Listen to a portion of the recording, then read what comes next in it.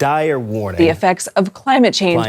Climate change On the environment is getting worse. Terrifying signs of things to come. Urgent warning. Severe threat to America's health. Physical, social, and economic well-being. Impacts of climate change are increasing and inevitable. If unprecedented changes are not made, No part of the world will be spared. irreversible damage to the planet. Serious consequences for our planet in the next 20 years. New evidence. Experts say that we have until 2030 to avoid catastrophe. Millions more people will die from extreme heat by the year 2040.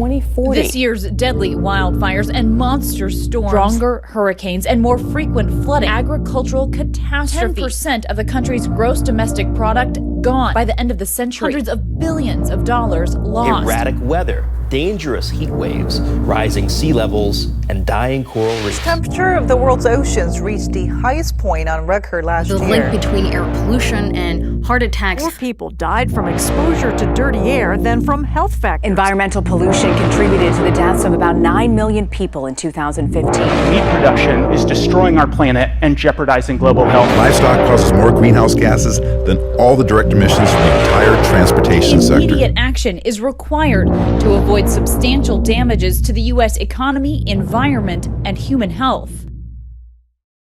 Nelson Henderson once said, "The true meaning of life is to plant trees under whose shade you do not expect to sit." But what did he mean by that? Was he speaking for hardworking parents? Was he speaking for charities and foundations? Or was he just trying to evoke thought into the idea that maybe there are some things worth fighting for that are bigger than ourselves? Like maybe the future? For the remainder of this film, let's just pretend we are not our human selves. Let's imagine different parts of the ecosystem symbolized through us. And as a result, we are the oceans, we are the deserts, we are the rainforests. Now throw us in the middle of Times Square, right in the heart of the biggest city in the world, around the buildings, around the people. How do you think you would feel if you were our rainforests, our deserts, our oceans? If you could say something to the rest of humanity, what would you say? Would you thank us? Would you hug us? Maybe not because we needed it, but because you, the rainforests, the deserts, the oceans needed it. Would you feel mad? Would you feel happy to finally communicate what you need all of humanity to hear? Not just for the sake of the planet, but for the entire human race. Would you accept us for who we are and what we do to the planet? Or would you ask to listen to what the planet has been trying to tell us? The truth is, we are the earth. Everything. All of us. Every last cell on earth is a part of it. Without the ground, we have no home. Without the air, we have no breath. Without water, we have no body. And without plants, we have no food. But have you ever asked yourself, without us, what does the planet not have? Before you answer that, let's go back to our hypothetical and ask, what if it was possible to turn it all around? To stop in our tracks?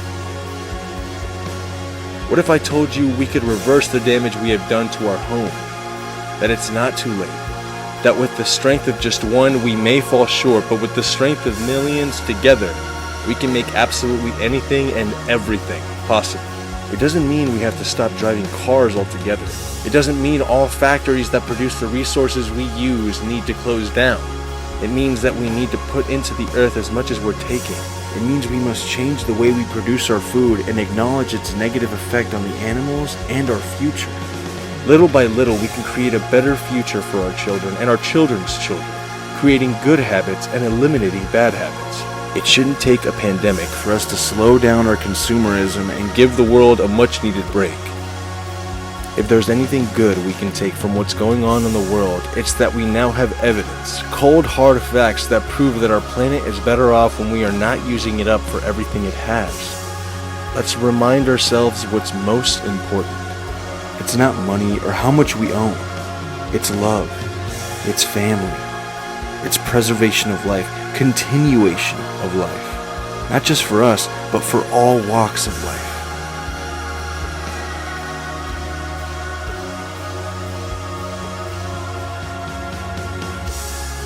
We've been given a second chance. Let's not waste it. Let's plant that seed. That seed we may never see grow into a tree, but that we know will be the shade for everyone once we're gone. Because we're not just living on the earth. We are the Earth.